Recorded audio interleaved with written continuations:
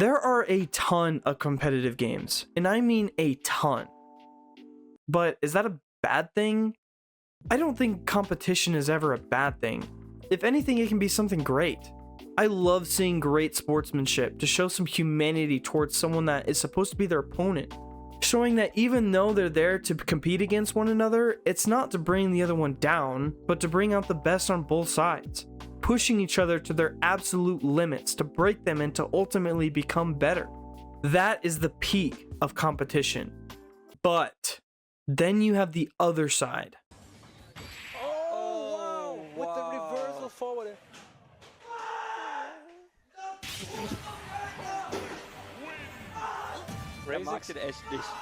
Competition is not for everyone, and personally, it's not for me.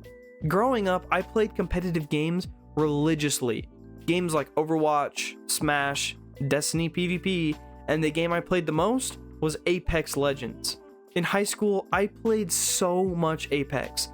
I would always bring my PlayStation to my buddy's house, and when we hooked up our TVs next to each other, we would just play for hours, and I will always cherish that. But you know what the sad part is? I don't remember any of it.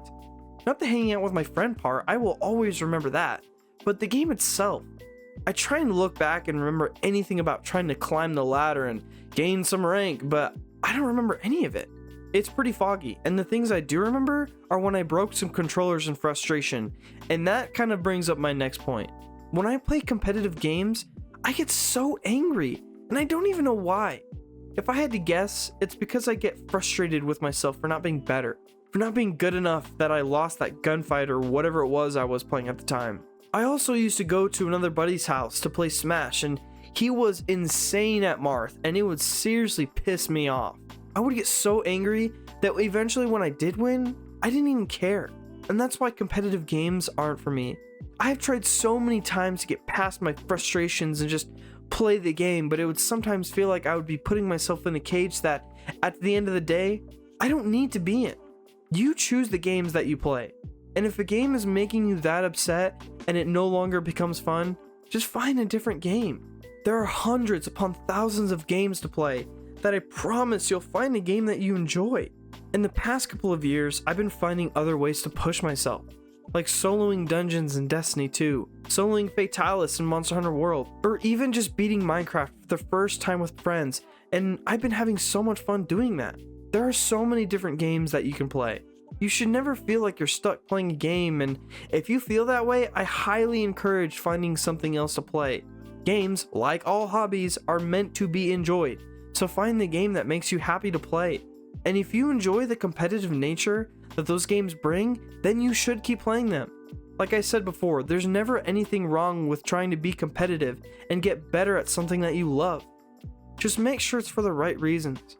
I know the sort of high that competitive games can bring, a sort of drug that I like to call moments. And when you have them, it can feel something like this.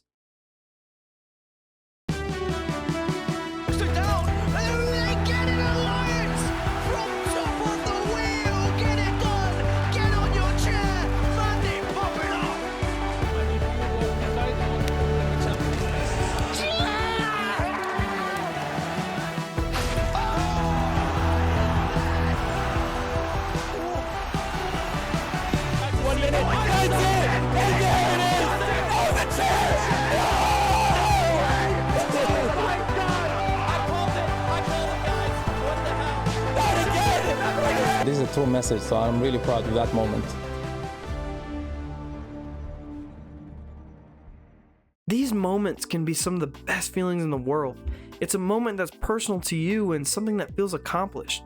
A moment where you feel like you did break a limitation in yourself and can be something you're proud of. I know it sounds corny, but when I soloed Fatalis for the first time in Monster Hunter World, I literally jumped out of my chair. I was so hyped. You can see that moment happen in the clip as my character just stands there. These moments can be something important to you, something to remember, or it can be something worse. When someone has a moment like that, one of two things can happen.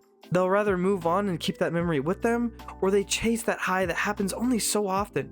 That doesn't necessarily mean it's a bad thing, but that chase can be forever, and at that point, it's no longer a chase.